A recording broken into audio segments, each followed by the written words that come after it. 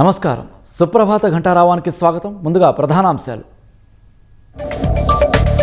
రంగారెడ్డి జిల్లా దైవాలగూడలో దారుణం. POCSO case పెట్టారనే కక్షతో 6 హత్య.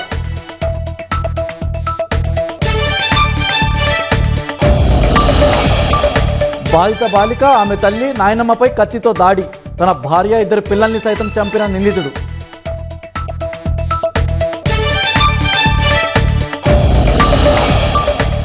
ప్రజా ఫిర్యాదులను నిర్లక్ష్యం చేయొద్దన్న సీఎం చంద్రబాబు. సానుభూతితో స్పందించాలని అధికారులకు ఆదేశం.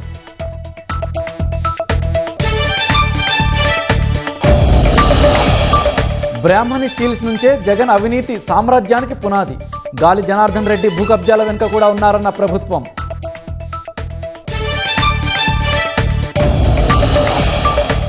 హర్ముజ్ను తెరిచినట్లు 24 గంటల్లో ప్రకటన ఇవ్వాలన్న ట్రంప్.